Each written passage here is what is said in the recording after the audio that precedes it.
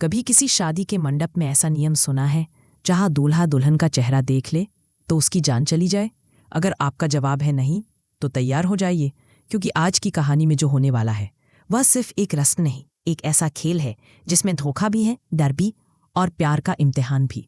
रात काली थी, बादल गरज रहे थे और शहर के एक पुराने वीरान घर के अंदर एक लालटेन की लौ हिल रही थी, जैसे वह भी आने वाले तूफान से डर रही हो। उसी रोशनी में दो परछाइयां बैठी थी। एक तरफ पंडित जी, ठाकुर परिवार के कुलगुरु, दूसरी तरफ छोटू मामा। मामा के चेहरे पर वह पुरानी खिलखिलाती मुस्कान नहीं थी। आज उनके चेहरे पर सिर्फ तनाव, बेचैनी और एक खतरनाक फैसला। मेज पर रखी थी नोटों की मोटी गड्डियां। मामा ने धीरे से नोट पंडित जी की ओर सरकाए और कहा, कल मंडप में कहना कि दूल्हा दुल्हन का चेहरा नहीं देख सकता। देख लिया तो अनर्थ होगा। पंडित जी कांप गए, लेकिन मामा, ऐसा कोई नियम शास्त्रों में नहीं है। मामा झुककर बोले, कभी कभी घर बचाने के लिए झूठ बोलना पड़ता है पंडित जी। बस एक झूठ 2 जिंदगियां बचा देगा।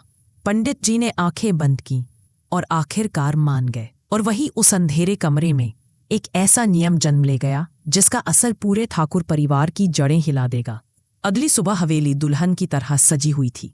फूल, लाइटें, शहनाई, सब कुछ था, पर हवा में खुशियों की जगह एक अजीब सा डर तैर रहा था। पोल्टू और पिशमोनी कान में कान डालकर फुसफुसा रहे थे, आज वह आईएएस वाली चली जाएगी, नई बहू आएगी और इस घर पर राज हमारा होगा। उधर अर्जुन दूल्हे की तरह नहीं, एक टूटी हुई आत्मा की तरह तैयार हो रहा था। आईने में खुद को देखते हुए उसकी आंखें भर आई। मैं अहाना को कैसे भूल जाऊं? मैं किसी और को उसकी जगह कैसे दे दूं? लेकिन घर की मजबूरियां उसे चुपचाप शेरवानी पहनने पर मजबूर कर देती हैं। ढोल बज रहे हैं, नाच हो रहा है, पर घोड़ी पर बैठा अर्जुन सिर्फ सांस ले रहा है, जी नहीं रहा। बारात जैसे ही पहुंचती है, पंडित जी की आवाज गूंजती है, दुल्हन को मंडप में लाया जाए। हॉल का माहौल बदल जाता है। सहेलियों के बीच चलती दुल्हन, लाल जोड़ा, गहने और इतना लंबा घूंघट कि उसका चेहरा क्या कंधा तक दिखाई नहीं देता।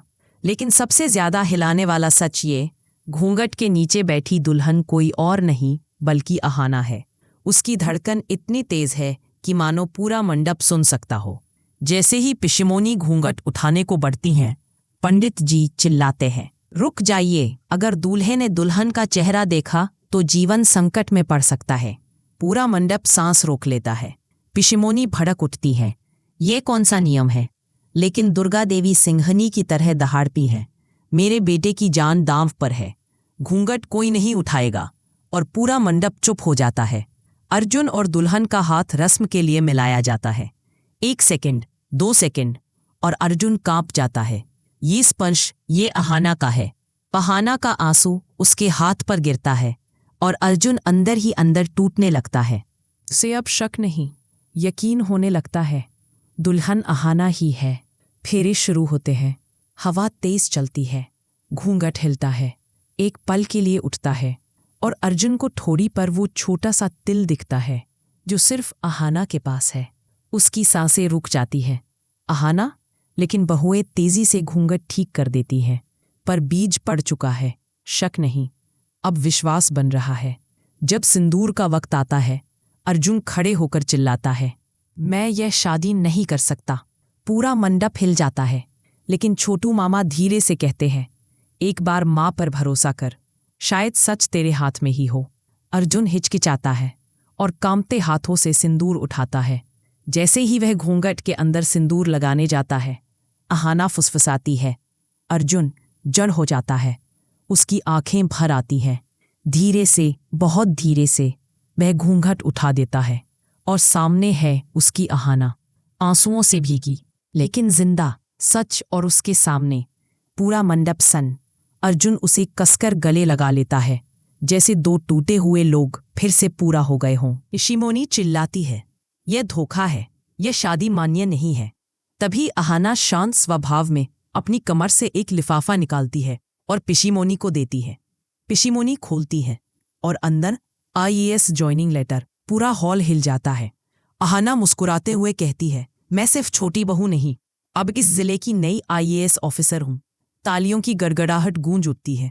दुर्गा देवी गर्व से कहती हैं, आज तुमने साबित कर दिया कि औरत चाहे तो घर भी संभाल सकती है और दुनिया भी। कैमरा धीरे से पोल्टू की तरफ घूमता है। उसकी आंखों में हार नहीं, बदले की आग है। वह पारोमिता से फुसफुसाता है, आईएएस बनी है, अब देख मैं इसकी नौकरी और इसका घर दोनों कैसे बर्बाद करता हूं। और यहीं से इस नई कहानी का अगला अध्याय शुरू होने वाला है। अगर आप भी अहाना की मेहनत और जज्बे से इंस्पायर हुए हैं तो कमेंट में लिखो, मेहनत कभी बेकार नहीं जाती।